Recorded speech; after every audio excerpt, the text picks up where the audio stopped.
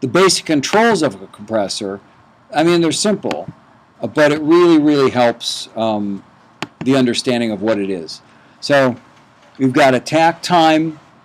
The attack time adjusts how fast or how slow the compressor starts working when you get over a specific threshold.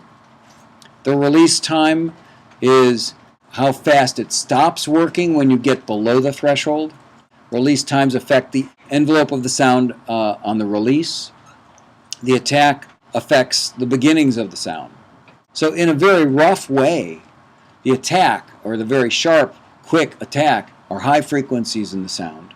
And so when you change the attack time, you're actually adjusting what high frequencies are in the sound. When you change the release time, you're adjusting the low frequencies in the sound in a very loose way. Pumping is an effect that happens when it reattacks, it recompresses before the release is finished letting go of the sound. It's sort of an interesting sound, actually.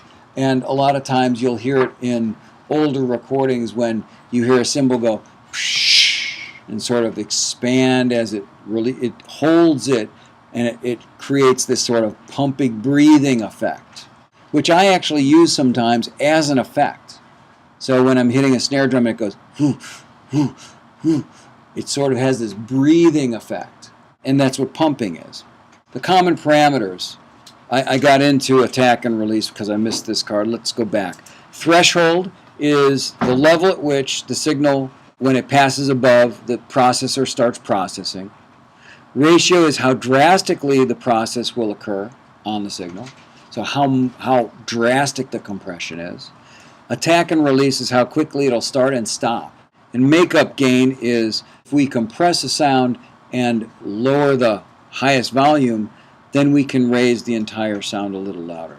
So these common parameters, the basic 4 parameters are threshold, ratio, attack, and release.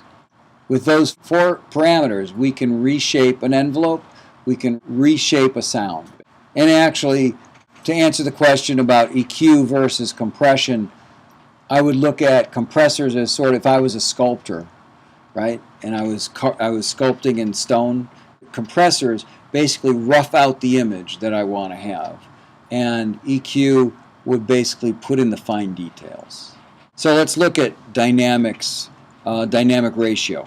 So the ratio of a compressor are described in decibels, and it's basically how drastic the effect is. And what I have here is a picture, or a couple pictures, of different ratios. The one on the left is a lighter ratio than the one on the right.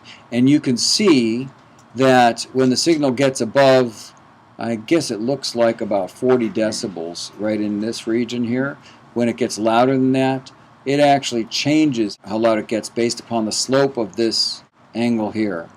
Whereas over here, when the signal gets above the threshold, which is, this is the threshold, it really drastically reduces the level that's coming out. So if the level coming out is the vertical axis, and the level going in is the horizontal, when it gets above this triangle, which is the threshold, you see that it actually, when it's below, it's sort of a 1-to-1 ratio, right? You go up 10 dB, it's going to come out 10 dB louder.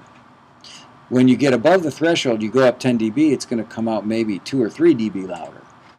Here's a better example of it. So you've got the threshold here where this line goes from 45 degrees to a different slope. So the 45 degree angle means that what comes in comes out the same level. When you go above the threshold, what goes in, maybe it jumps up 2 of these grid marks, but what happens here, it goes only up 1 of these grid marks. So basically what you're doing is you're controlling the volume of getting louder. It gets louder, but it gets louder slower than if it were below the threshold. So it's basically controlling the volume. So it's still getting louder, but it's slowing it down. It's like a rubber band, right? When it gets really stretched, it's harder and harder and harder to pull it. And at one point, you can't get any more stretch out of it. And that's sort of what a compressor does in a lot of ways. When you get above a certain threshold, it gets harder and harder to get louder. Now, the threshold here is where it breaks from a 1-to-1 relationship between input and output. But the slope of this line represents the ratio. So at a 1-to-1 ratio, the line would still be 45 degrees. This looks like it's a 2-to-1 ratio, where it gets louder 2 and only comes out louder 1. All right, so a 2-to-1 ratio. You can have a 10-to-1 ratio, you can have an 8-to-1 ratio, 12-to-1 ratio. Most compressors give you those options. Now, the other spot that I was trying to explain is that break point between it being linear in and coming in the same as it goes out and being affected going out. And that's called the knee. The knee, obvious reasons, right? There's a bend like your knee would, right? So the bend in the line actually represents the knee. It's called the knee of the compressor. And some compressors are hard knees, which means when it gets above the threshold, it just automatically goes and changes how loud the sound gets. The soft knee is a little different. The soft knee basically at the threshold starts slowly sloping to what is a compressed ratio. And typically speaking, the soft knee kind of compressors are the ones, and here let me give you an example. I've got another diagram here. The hard knee versus the soft knee, right? Red is hard knee, green is soft knee.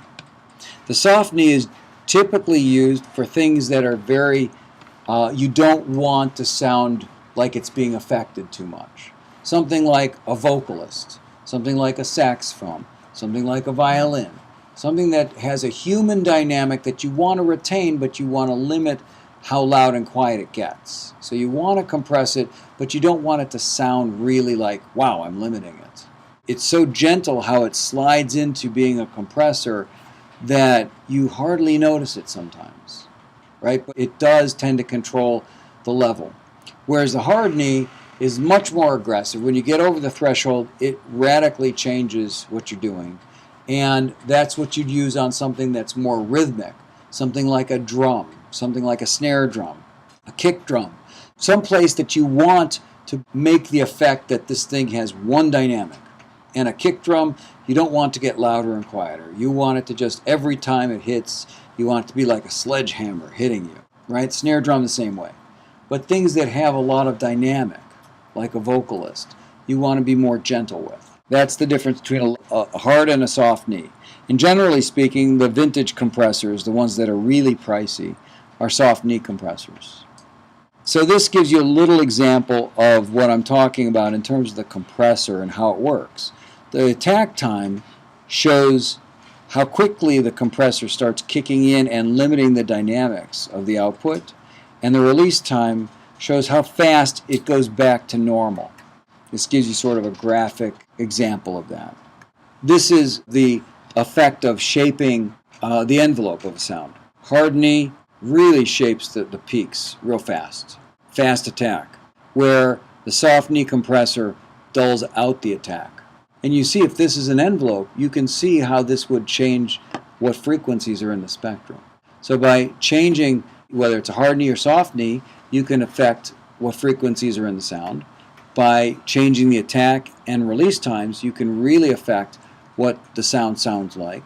And by changing the threshold, by making the threshold so it barely touches the sound or make it lower so that it really affects the sound, that's really important as to how much effect you get out of a compressor.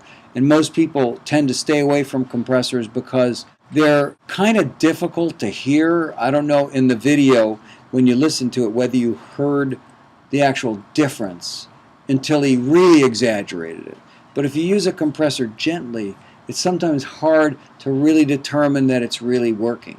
People tend to over-compress. And one of the things that's really a difficult situation is, as opposed to EQ, if you add too much high frequency, you can always add another EQ and reduce the high frequencies and go back to the starting point. With a compressor, on the other hand, if you change the envelope of the sound, which shapes the dynamics of the sound, so it changes how loud it gets and how quiet it gets, you can't undo it. It then becomes what the sound is because it shapes the frequencies that are in the spectrum in a very broad sense. It actually, you can't just say, oh, I'm going to uncompress. Let's reverse this process by expanding. That there's a process called expansion, which actually tries to put back dynamics into a sound. But it can't really do it the same way, and it's very difficult to undo something that's overcompressed.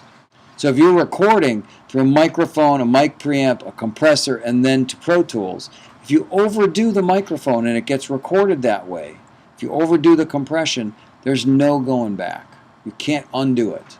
When I first started working as a recordist, that was my biggest fear, that I was going to do something I couldn't undo and make better later, because I wasn't sure what the sound should sound like until I got to the mix. Now when I record, I kind of know where I'm heading, and I know exactly what the sound should be like from the very beginning to blend in with other sounds. Just from practice, just from doing it so much. So my observation is, if you start using compression, start doing it very gently, even to the point that you're not sure you're hearing it. But you will feel the difference in your music. And then as you get more daring, you can start doing more and more. And especially if you don't record it that way, then you can undo it by taking the plug-in and undoing it. But if it's recorded that way, there's no undoing it. So be careful if you're actually recording through compression.